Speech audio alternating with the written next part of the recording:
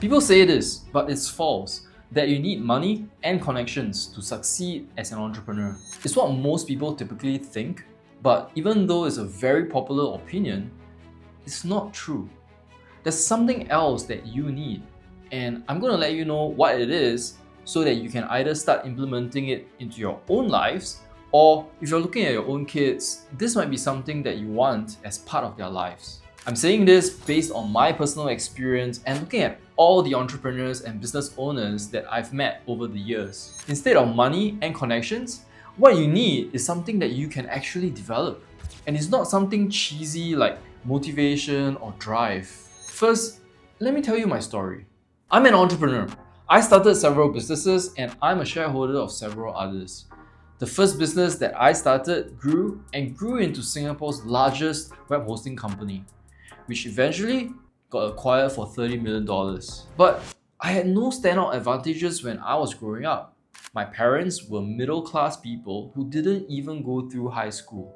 My mom works as a clinical assistant, or the person that registers you at the clinic and who prepares your prescription for you. My dad's tried many jobs, even being a business owner before, but that stint led him to not only spend a lot of time, effort, and pain, but also go into a 5-figure credit card debt because of cash flow issues and bad clients. As a result, our family finances weren't great.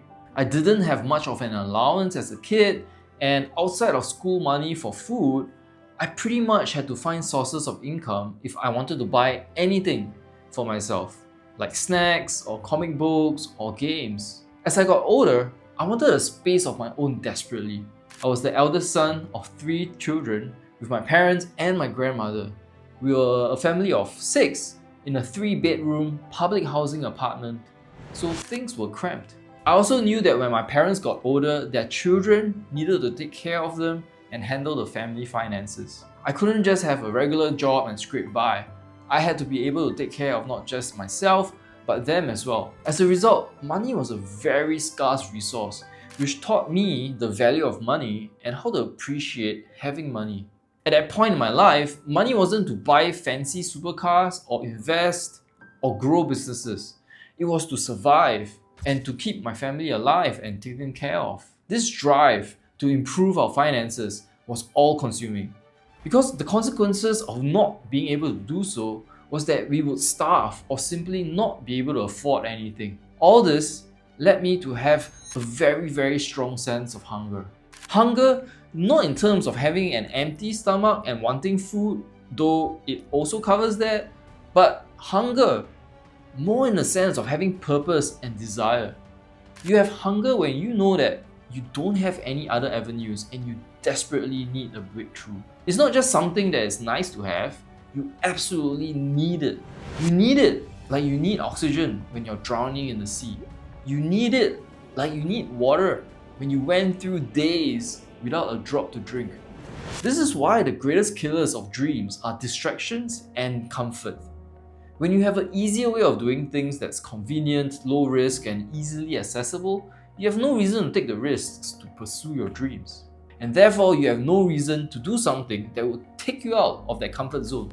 Sure, you might be unhappy or frustrated because your current environment or situation sucks, but it doesn't suck that much. This is also why they call it golden handcuffs. You're trapped, but all things said, it's a pretty comfy cage. You might have an existing income that's just good enough for you to survive reasonably well, or maybe you're trapped because you have inflated expenses like your lifestyle, your mortgage, or dependents. These remove your hunger and keep you where you are. I've seen people who have dreams of starting their own businesses, but end up talking about it for years without anything to show for it.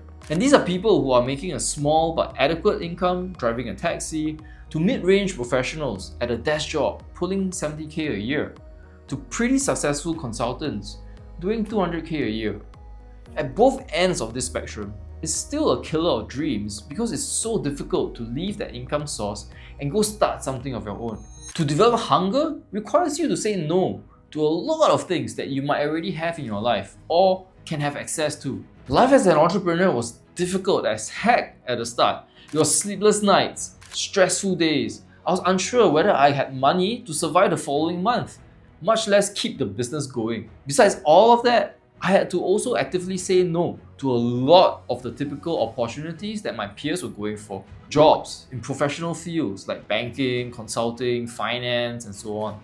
This was huge because my peers, parents, and everyone around me expected me to get a proper job. Even my family wanted that for me because it was the more socially accepted path. After all, why break the mold and do something so risky for such an uncertain result?